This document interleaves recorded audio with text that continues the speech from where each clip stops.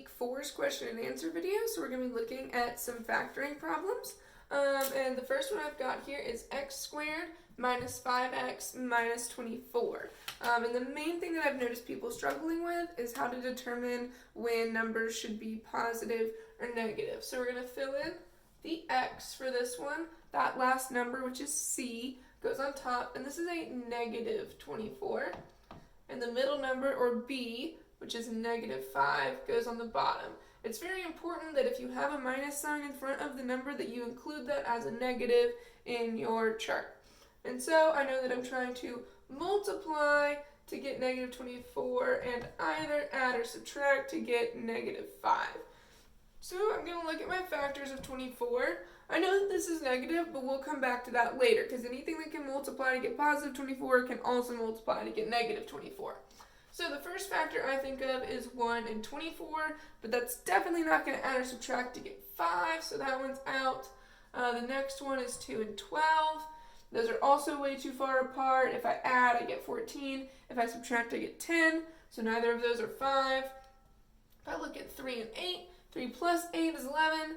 8 minus 3 is 5, so that works. I can get 5 from here.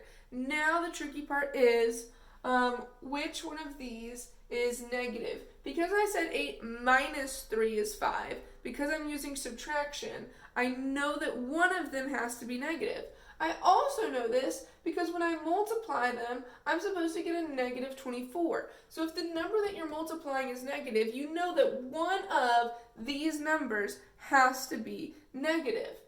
Because this number is also negative, it's going to be the bigger of these two numbers, which is negative. So that would be the 8 that's negative and the 3 is positive.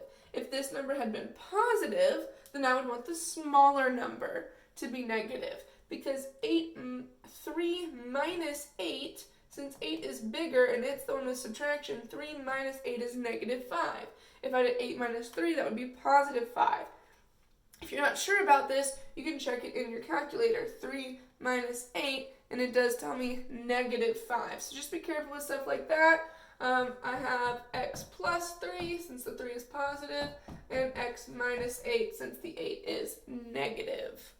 Let's look at another one that's kind of tricky with negatives real quick. And that is x squared minus 8x plus 12. And so I have a positive 12 up here and a negative 8 down here. Now this time the number I'm trying to multiply for is positive. The only way to multiply and get a positive number is if both of these are positive or both of these are negative. So keep that in mind, that they both have to be the same sign. And so I'm looking at the factors of 12. 1 and 12 is not going to add or subtract to get 8. 2 and 6, that can add to get 8. Okay, so that works, 2 and 6. However, I now need to think about the signs. Okay, positive 2 times positive 6 is in fact positive 12, but 2 plus 6 is not negative 8. So this doesn't work. It has to perfectly match each of these numbers, including their positive or negative. So I'm going to try making both of them negative, because negative 2 times negative 6 is still positive 12, and in fact negative 2 plus negative 6, or if you want to say negative 2 minus 6, either way you do in fact get negative 8, so both of those would be negative, x minus 2, x minus 8. That's probably one of the trickier negatives, is when they're both negative. Since this number is still positive, you do want to make sure you think about that scenario. And then lastly, I'm going to work on one of the ones that does have a number in front of the x. I feel like the guided notes are really helpful for this, so if you haven't looked at those yet, I highly recommend that. It tells you what to put everywhere in this big star kind of thing that we use. Okay, so the bottom is exactly the same. It's b, the number in the middle.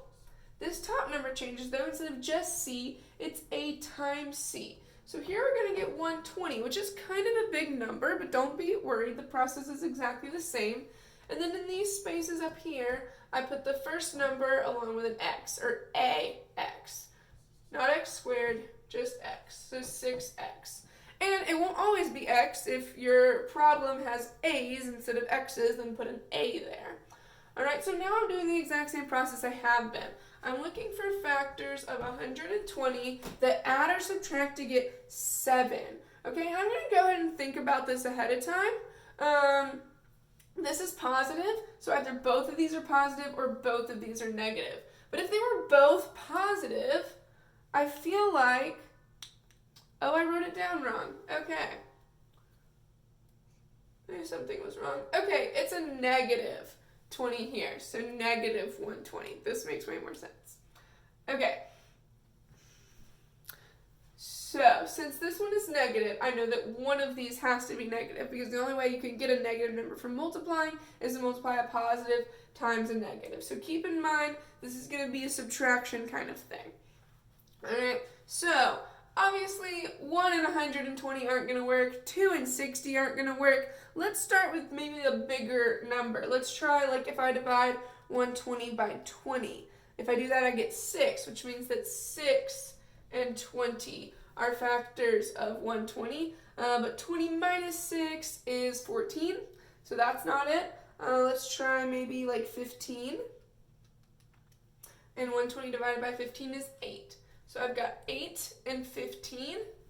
15 minus 8 is in fact 7, so this works, 15 and 8. Now, remember, I said that this is negative, so we knew ahead of time one of these had to be negative, but we're trying to add or subtract to get a positive 7. So since my final answer needs to be positive when I add or subtract, it is the smaller number that's going to be negative, because 15 minus 8 is in fact positive 7. If I were doing 8 minus 15, I would get negative 7. So here are my important little pieces on the side, and I'm going to rewrite them as fractions. Now remember, these kind of problems, they take a lot of steps.